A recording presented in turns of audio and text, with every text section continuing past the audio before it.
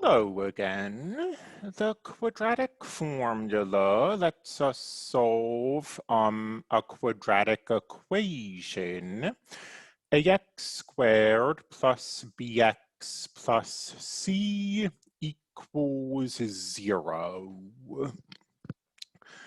What if we want to set ax squared plus bx plus c equal to something other than 0? Well, we can do this. So we've been looking at this example. The height of a falling object, or I mean, we discussed it when we were discussing factoring, and then we did, I think, one example with it where we found where the object hits the ground. The equation we've been looking at in particular, y equals negative 4.9 x squared plus 10x plus 7.5. This is the height of the object in meters, where x is the number of seconds since we've tossed the object. Let's ask the question, when will the object be 12 meters above the ground? So this is sort of similar to when we asked when the object hits the ground, except that instead of setting this quadratic equal to 0, instead of setting the quadratic equal to 0, I say, we set it equal to 12. And there's just a minor trick to this, and then we're going to use the quadratic formula. We can subtract 12 from both sides. Negative 4.9 x squared plus 10x, let me see. My mental arithmetic game is weak, but I think that should be negative 4.5. This all equal to 0. And now that we have 0 over here, this becomes plug and play with the quadratic formula. The number in front of the x squared is a, the number in front of the x is b, the number out here is c. So we'll just plug those in. When people make mistakes here, and it's not just a calculator entry error, it's usually forgetting negative signs. So that A is negative 4.9, the negative sign is included in that. Likewise, the C is negative 4.5.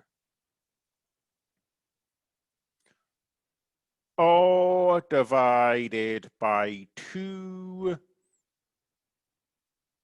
times negative 4.9.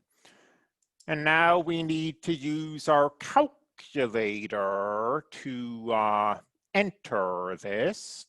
We go to our calculator. Let's maybe do this a little differently. Students often have problems entering these complicated formulas into their calculator.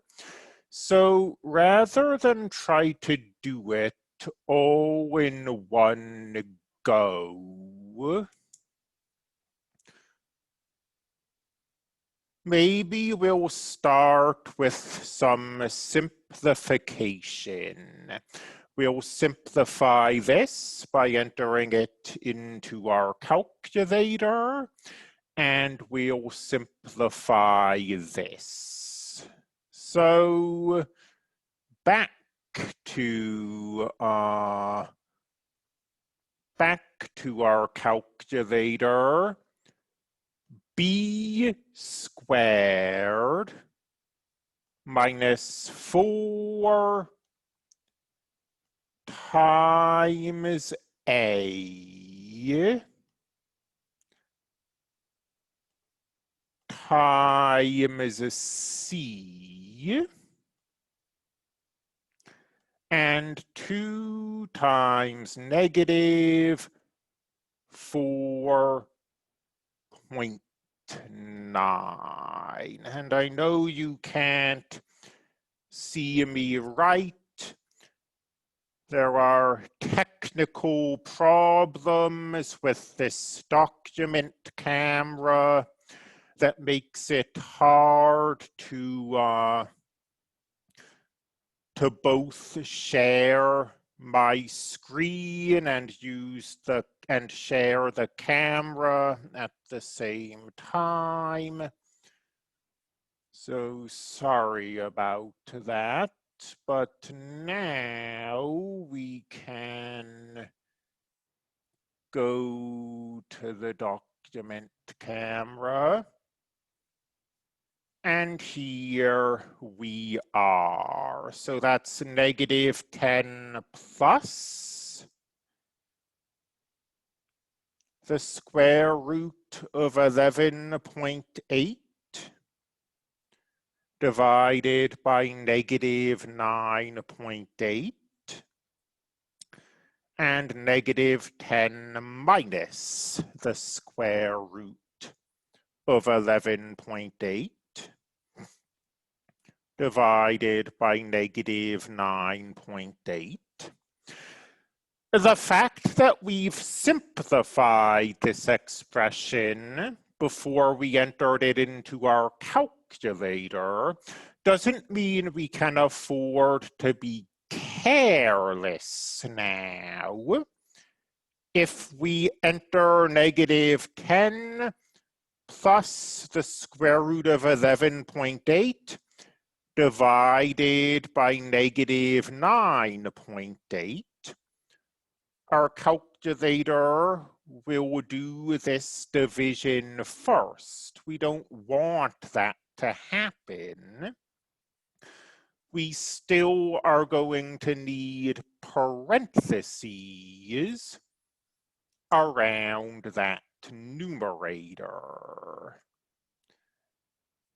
Back to the camera. So the numerator in parentheses, negative 10 plus the square root of 11.8 divided by negative 9.8. I know you can't see, but let me jot that down in my notebook. And if we press second, the blue button up here, and then press the enter key, we can edit that, change that addition to subtraction,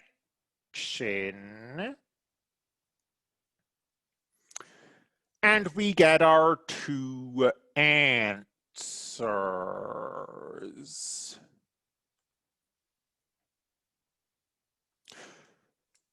In the last video, if you happen to remember, we set this equal to 0, and we were asking when the object hits the ground. And we got two solutions, but one of the solutions was meaningless in the context of the problem because it was negative down here, while time has to be positive. That didn't happen this time. We asked when the height equaled 12, and we got two answers. It reached 12 meters on the way up, and then a second time on the way down. Okay, I thought I was going to do two examples here. I think I'm going to break this video into two for time reasons, as a matter of fact. So let's see.